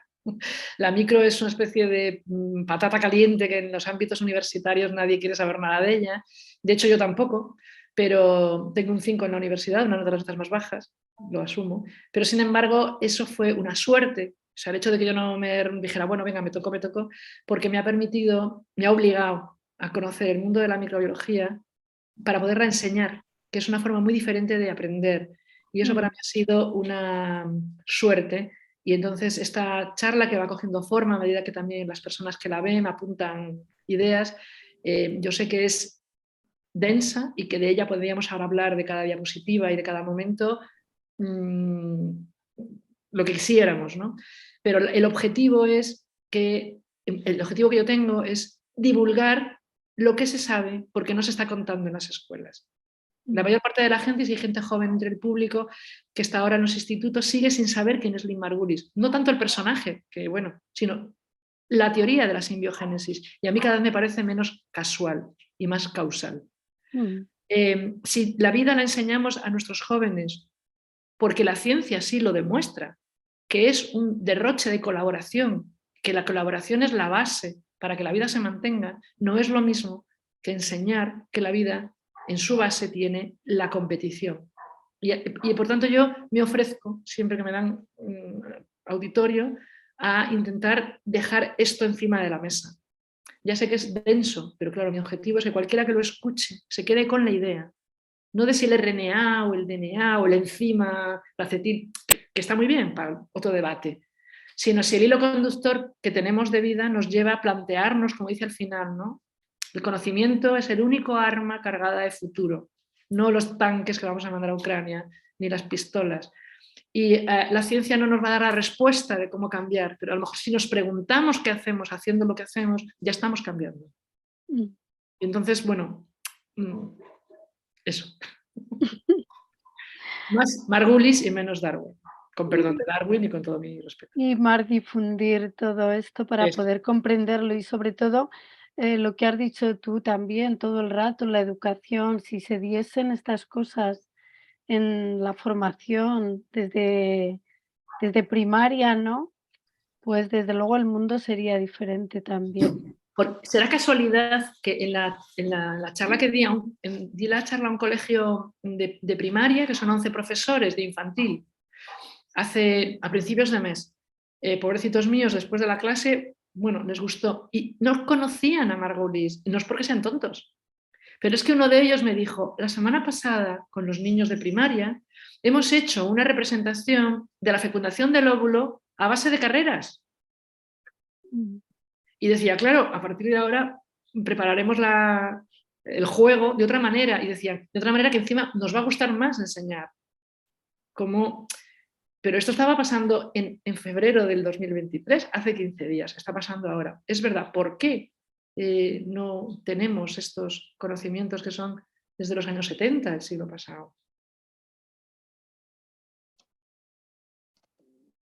Bueno, yo lo tengo claro, porque son siempre los hombres quienes escriben la historia. Hasta ahora, sí. Por eso, y tenemos que implicarlo más nosotras en intentar reescribirla y darle otro enfoque. Pero fijaros, la mujer, quien inventa la wifi, las ondas que nos permiten tener Bluetooth hoy día y wifi, fue una mujer. Una mujer, sí. Quien descubrió los rayos X fue una mujer. Quien describe y se pelea por las que se asuma la simbiogénesis fue una mujer. Parece que la fuerza en todos estos casos no ha sido la piedra sobre la que ha pivotado el avance de la ciencia, que al final es el avance de la humanidad, ¿no? Leonardo da Vinci era un hombre, pero no hizo lo que hizo a base de tortas. Cuando asumimos que los hombres, que la fuerza nos tiene ¿qué fuerza? La fuerza está muy bien, por ejemplo, en el País Vasco, que son aquí vecinos nuestros, para competir, que hacen una feria de levantamiento de piedra, la fuerza está chupi guay, ¿sabes? Pero es que nos lo creemos. Pero si miramos a nuestro alrededor, ¿cuántas especies vemos que por la fuerza estén consiguiendo alguna mejora? Es que no la hay. Miramos a nuestro alrededor, estamos ciegos, tan encegados con nuestra cultura, que no vemos que no hay ninguna especie que mate a sus hembras. Y nosotros estamos legislando grados de gravedad de algo que deberíamos de abominar, como es la violación, el abuso de la fuerza. Debería ser algo que nos pareciera insoportable. Bueno, quizá yo no tengo la solución, pero trato de aportar un grano de arena para la formación. Perdón, dale, Marisa. ¿Seguro? Sí. Pues yo quería decir que me he acercado a esta charla porque a mí me interesa mucho la transmisión de la microbiota en el momento del nacimiento y tengo que volver a escucharla, volver a leer todo lo que he apuntado porque es muy denso y es muy intenso. Y siempre me he preguntado cómo puede primar para el hombre el maltratar a la mujer durante el proceso del parto, separar al bebé, cuando incluso para su propia criatura sería más beneficioso el ofrecerle un parto donde pudiese pasar todas las bacterias de la madre al bebé, el bebé sería más fuerte. Y claro, o sea, hasta este punto hemos llegado. O sea, es muy interesante. Somos una especie un poco, yo diría que nuestra ignorancia es de tal calibre que si nuestros abuelos se levantaran nos darían tortas directamente, pero sin mediar palabra. Nuestros abuelos, no hablo del hombre de Cromañón, ni de... que por cierto recordamos como pobres hombres que la mayoría de ellos eran gente de campo, ¿sabes? Mira, cuando yo estudiaba medicina, Sicilia, 1920, en los 80, yo me licencié en el 84, ya empezábamos como médica aquí en Cantabria, ya teníamos un movimiento de mujeres que reivindicaba un parto totalmente diferente al que había entonces, en la posición del parto, no, ya no hablo de la posición del parto está ideada para que el partero o la partera, tenga el título que tenga, estén cómodos, no la parturienta. A partir de ahí, y luego quitarle a la madre el bebé, bueno, que le limpie las fosas nasales, no sé qué, efectivamente es algo que no nos debería de caber en la cabeza. A la madre, al padre, a los abuelos. Hombre, si alguien tose o está enfermo, es evidente que no, pero ni al bebé, ni al primo, ni al hermano, porque el bebé también tiene un sistema de defensas todavía que está sin desarrollar. Pero lo cierto es que su primer encuentro con la microbiota es en el canal del parto. O sea que a partir de ahí el bebé se va enriqueciendo con el contacto con la gente y a lo largo de la vida hasta que nos morimos y nos convertimos en bacterias y nos dejan. Que si no meten en un nicho ya nos han fastidiado. Es más, fijaros, pensar una cosa, cuando miras a alguien y dices, le voy a comer la boca, en realidad a lo mejor cabe la posibilidad, y no estoy tan loca, de que estén siendo tus bacterias las que te digan ahí y no allí, porque es que son esas mis primas a las que yo quiero que me traigas a casa, ¿sabes? Puede parecer una charlotada, pero no lo es, o no lo es mucho. Lo que dices del parto, yo bueno, trabajo en algo de cooperación en África, en muchos sitios. Y en uno de los proyectos que tuvimos les habían llevado como regalo una ONG, unas mesas de partos. Y entonces cuando fuimos, sí, estaban en un almacén y nos dijeron, esto que hay aquí no sabemos para qué sirve, porque nunca lo hemos utilizado ni pensamos. Y es que claro, tienes que estar allí para comprenderlo, ¿no? Ellas no paren en esas mesas que están preparadas para los profesionales, no para las parturientas. Efectivamente, sí, sí. Entonces dijimos, pues claro, desechadas, nosotras nunca se nos había ocurrido poner eso, ¿no? Pero fíjate que desde los años 80, colectivos de mujeres de entonces ya hablábamos en los nuevos ginecólogos, que eran todos súper modernos, nuestros profes, para cambiarlo. Estamos en el 2023 y no se ha hecho. Sí. Sí, sí. Ha pasado Es mi que vida y yo no he visto ningún cambio en eso. a Es pesar que de estas mesas que te digo yo son del año pasado, ¿eh? No es de hace un montón de años. Sí. Pero quiero decir que en los años 80 las mujeres que estudiábamos medicina, como la episiotomía, Igual. en Gine, y que además empieza a desarrollar en esos años, por lo menos en Cantabria, me imagino el resto del mundo conocido también. Primera indicación, esa pregunta de examen de medicina, primera indicación para una episiotomía, mujer primípara. Ojo, no mujer con problemas de cavidad, primípara. Segunda indicación, episiotomía anterior. Y entonces, cuando te lo dice el profesor, el catedrático, levantas la mano y dices, oiga, si esas son las 2 primeras indicaciones, no hay tercera. Porque ya todas las mujeres son primíparas y luego ya tienen una episiotomía hecha. Y dijo, bueno, es que eso siempre es muy bueno para que la madre no se desgarre. No, mira, perdona, porque yo he visto en los paritorios a mujeres con un 5.º hijo y cuando le iban a hacer la episiotomía decías, pero por favor, se están haciendo solo, si es que el niño se va a estrellar contra el suelo. Pero plas. Y todo ese tipo de cosas tienen que cambiar y es que nos tenemos que poner, no serios, sino primero hacer conciencia de que tenemos que dar un cambio copernicano.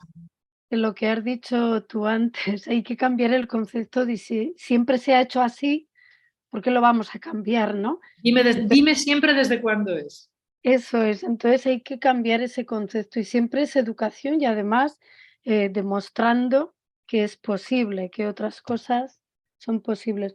Me ha gustado muchísimo también el concepto que has hecho de colaboración de todos los seres, de todos los seres vivos, ¿no? Naturaleza, personas, y es verdad que somos absolutamente dependientes. Esto se debería también de difundir mucho más para porque es parte de esa educación y de esa comprensión de todo lo que somos, lo que vivimos y lo que destrozamos, ¿no? El ataque a lo verde, el no importarnos que no haya... Yo no, de verdad que hay veces que me levanto y digo, pero ¿cómo es posible que las personas, todas, no nos levantemos con una semilla de un árbol y allá donde no haya árboles plantemos y plantemos y plantemos? O sea, debería ser una obsesión de nuestra generación. Repoblar. Porque incluso la temperatura del planeta, en una ciudad o en el campo, cambia si hay árboles. Pero ya no solamente se cambia la temperatura a favor del humano, es que toda la vida depende de que exista lo vegetal. Y nosotros arrasamos con los campos, sobre todo los grandes campos de cereales, etcétera. Si ves desde las fotos que se pueden ver en internet, ¿no? A vista de dron, el planeta Tierra está parcelado hasta bueno, de manera insoportable. Hay una palabra pedida de Mariana, cuando quieras, Mariana, si, pues, no sé si puedes hablar. No sé, ¿se me oye? ¿Se oye? Se oye perfecto. No, bueno, primero quería decir que he quedado súper encantada con esta presentación, ¿no? Y estoy de acuerdo así que bueno, enhorabuena. Creo que cuánto nos queda todavía por aprender de la ciencia, ¿eh? Es una reflexión lo que voy a hacer, más que una pregunta para ti, porque estoy de acuerdo con la compañera que intervino hace un momento. Creo que has mencionado el elemento del poder de la colaboración y una de las preguntas que siempre me hago, ¿cómo puede ser posible que los ecosistemas naturales lo tengan tan interiorizado, ¿no? Y esté contemplado dentro de esa parte evolutiva y todavía los seres humanos estamos aprendiendo a trabajar en equipo, ¿no? Entonces, estas son como las similitudes que uno puede, o las analogías que uno puede hacer dentro de esta cadena un poco de contenido que tú has explicado muy bien y con la que yo también me pongo a reflexionar, ¿no? Hasta qué punto hablamos de evolución y qué elementos tomamos en cuenta para hablar de evolución realmente, ¿no? Cuando ya el ecosistema natural pues nos lleva a muchísima ventaja, ¿no? Y muchos ecosistemas también, incluso de la fauna, tienen tan interiorizado las tareas que tienen y la interdependencia, ¿no? De evolucionar siempre trabajando juntos, trabajando en equipo, y nosotros todavía estamos en vías de, ¿no? Entonces yo creo que eso es un elemento importante que además permite visibilizar a la ciencia, y ahora que estamos, bueno, vemos tantas cosas de ciencia ciudadana, no es que la ciencia ciudadana no haya existido, ya existía, ¿no? Pero quizá ponemos en valor ciertas cosas en las que nos permite justamente unificar y de alguna manera conectar, ¿no? Esas áreas de conocimiento que tú muy bien has explicado, y además nos permite interconectarnos con muchas líneas de conocimiento, no una sola, ¿no? Entonces yo creo que, bueno, que nos queda mucho, todavía mucho camino también por aprender de la ciencia. Me parece importantísimo poner a la ciencia en el valor que tiene también como especie evolutiva y como bien tú has dicho también, como aprender ese contenido de esa cadena de valor que de alguna manera tiene ese componente de desarrollo, ¿no?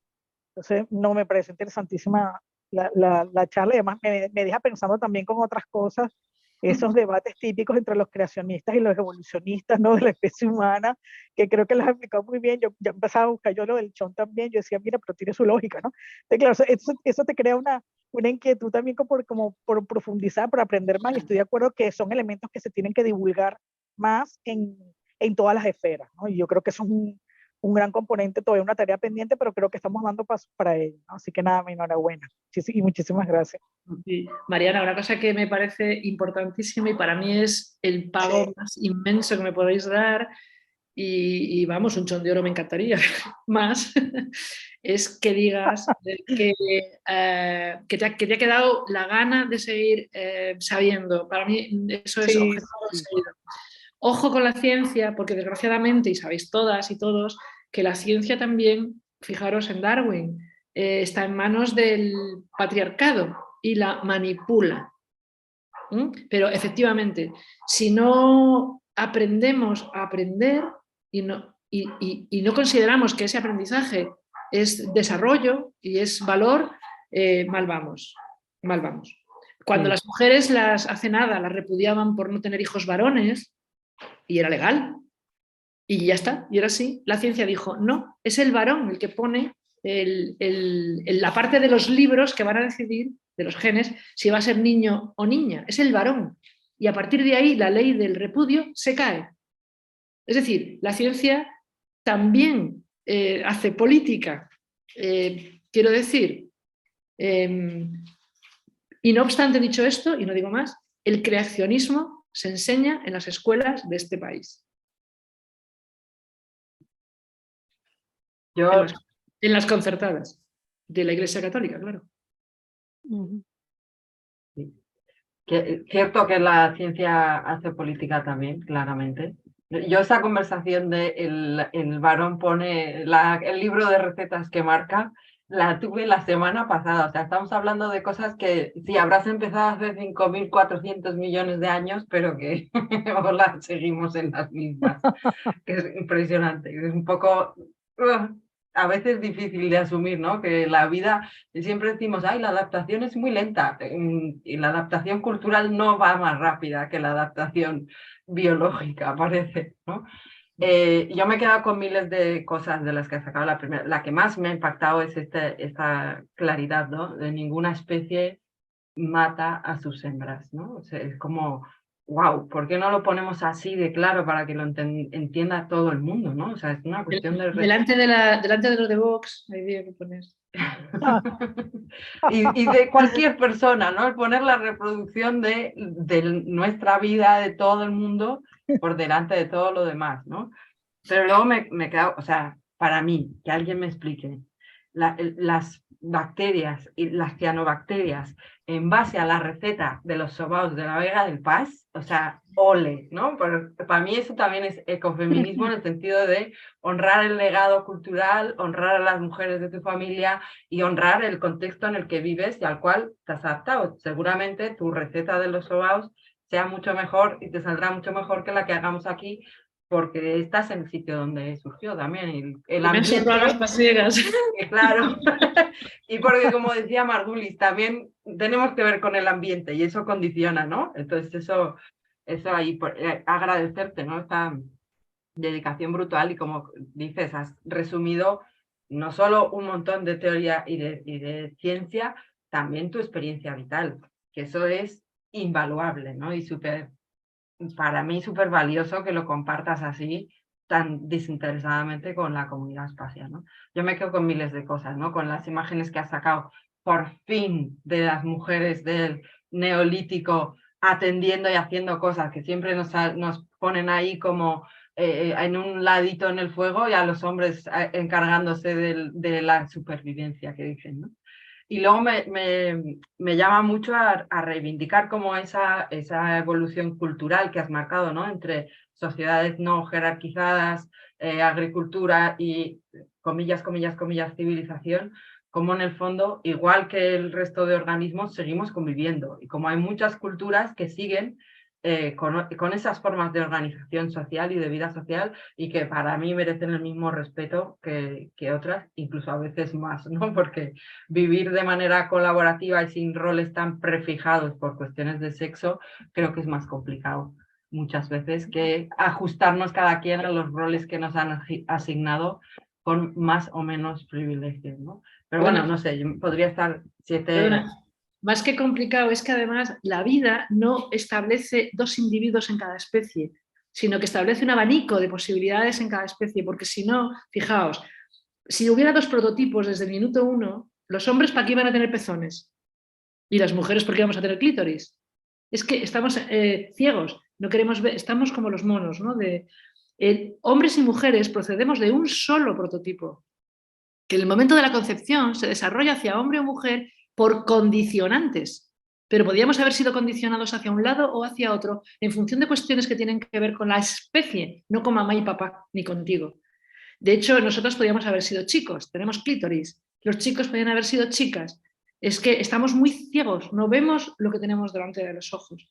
Por lo tanto, la división entre hombres y mujeres no es real, porque los niños no nacen niños o niñas. Yo he estado en neonatos y hay niños y niñas que nacen con unos genitales que no son exactamente de niño y de niña. Y eso no es ninguna cosa del otro barrio. Es que esos individuos que nacen, a los que se les atribuye un género en función de los intereses de la familia o del médico, tienen una función social también. Si todos nos dedicamos a procrear, nos come el león. Es decir, es que tiene que haber una variabilidad, ya lo hemos visto en los cuadraditos. Todos no podemos ser fotocopias. Entonces la pluralidad nos debería de admirar y no al revés. Y respecto a las razas, que ya sabemos que no existe, lo dice la ciencia, porque la genética es inapelable en eso, imagínate que viene una glaciación. Plas, vórtice polar jorobado, glaciación. Yo tengo una hija, tiene 20 años. ¿Con quién quiero que se case para que me dé nietos? ¿Con un etíope? No. ¿Con un inuí? Que está adaptado ya al tema. No viene una glaciación, viene una de que te quemas, que te mueres, que se case con un etíope. Y así mis nietos ya no tienen que adaptarse, porque ya tienen la receta para estar adaptados. En las diferencias deberíamos de admirarnos y no de criticarlas o juzgarlas. Pero no lo hacemos. Yo no sé si hay mejor broche que este que está poniendo Marisa, así, ¿no? De la admiración de la diferencia para la supervivencia de la especie en su conjunto. No sé si alguien tenéis algún comentario, alguna pregunta, duda, porque si no, ahí va, la salud de Marisa. Tengo dos invitaciones que haceros antes de cerrar la píldora y agradeceros. Una es que estáis invitadas a una fiesta, a la fiesta del LAB, que es el 10 de marzo, son 5 años que cumple el Laboratorio de Aragón Gobierno Abierto, y a quienes os podáis acercar hasta Zaragoza, está todo el día de programación, tenéis la información. Dale, Marisa, aquí te recibimos con tutti. Tenéis toda la información en el blog del LAB, que os lo pongo ahora mismo aquí en el chat, y que va a ser todo un día de actividades contando el ecosistema, porque es un ecosistema de proyectos y comunidades que hay en el LAB. Y luego, como algunas ya sabéis, anunciaros que con todas estas cuestiones de salud, del parto, de la microbiota y demás que estábamos hablando al final, dais paso así directamente a que de este febrero de ciencia que hemos hecho con la editatona STEM, John os puede contar más detalles, que ha estado ahí biografiando a científicas aragonesas, y con esta píldora maravillosa de Marisa, damos paso a un marzo y un abril que vamos a estar hablando de salud, participación y mujeres hacia el buen vivir colectivo, y que el 14 de marzo lo iniciaremos con una charla que será en formato mixto, presencial y online, con Coral Herrera, sobre cuidados, participación y salud mental, que os mandaremos toda la información, igual que os ha llegado la de la píldora. A quienes no estabais en la comunidad Spasia, ahora mismo vais a estar incorporadas hasta que queráis a los correos de distribución, ¿vale? Y sin mucho más por nuestra parte, agradeceros infinitamente este interés en la ciencia feminista, creo que no hemos tenido otra píldora con el título mejor puesto, Del origen de la vida al ecofeminismo, y agradecerle infinitamente a Marisa esta dedicación y esta maravilla de divulgación. Y nos vemos cuando queráis en la próxima. Muchas gracias. Vale, muchísimas Gracias. gracias.